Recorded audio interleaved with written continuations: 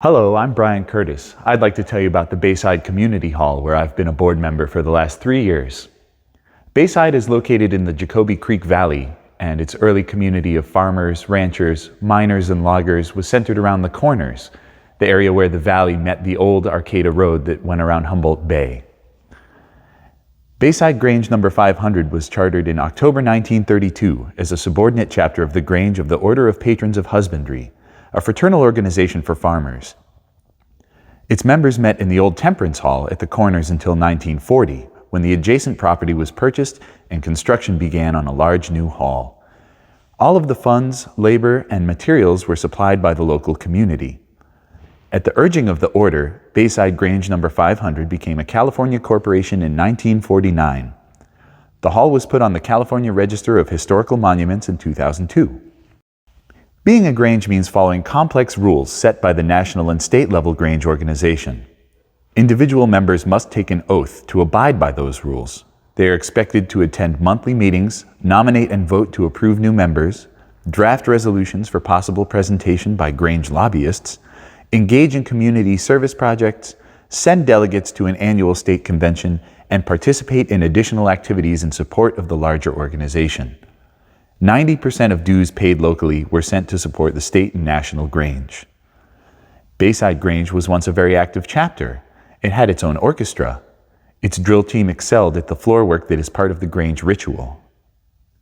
Its monthly membership meetings were well attended, and it regularly sent delegates to the state convention. It has been at least 20 years since Bayside members actively participated in the Grange organization. Most of the rules and ritual outlined in the Grange's Digest of Laws have been ignored, which meant that many members did not understand the organization they were joining. This is a common problem with Grange chapters everywhere. We have been working to educate our community about the Grange and to find individuals who want to participate, but there is little interest. Our community clearly values the Bayside Hall, but they are committed to the building and its role as a community hub, and not so much to the Grange organization.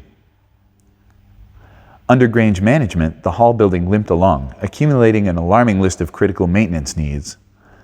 In 2017, when the membership changed its name to Bayside Community Hall in response to a Grange lawsuit, community interest was renewed. Individuals who had not been interested in Grange membership got involved with the hall. With new leadership, an amazing $400,000 of repairs and upgrades were made, including a new roof, major foundation work, critical fire safety and security upgrades, a full kitchen renovation, and a lobby remodel.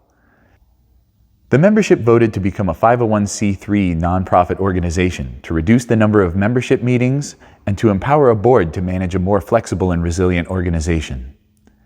During COVID, we have been able to serve our community, remain financially stable, and continue work on the building. We partnered with a local relief group that uses the hall to stage emergency supplies and cook hot meals for unhoused and low-income folks. Our upgraded kitchen serves as the commissary base for a local food truck. We transitioned to to-go meals for our quarterly breakfasts and fundraisers and upgraded our backyard to provide a nice outdoor meeting space. Our large hall has been used by local businesses and groups for socially distanced meetings and classes. Our backyard is used by the next-door charter school to expand their outdoor space. It takes a lot of community commitment to maintain an 85-year-old pre-code building. Bayside is clearly committed to its hall. If the hall is taken by the California State Grange, it seems inevitable that it will not be well maintained. Despite all of the work of the last 4 years, there is still a substantial list of additional needs. Our wood frame windows are failing. The floor needs refinishing. We have a commitment to the county to complete our ADA upgrades. The exterior needs paint. The lighting board for the stage needs to be rewired. The washer, dryer, and water heater are all very old.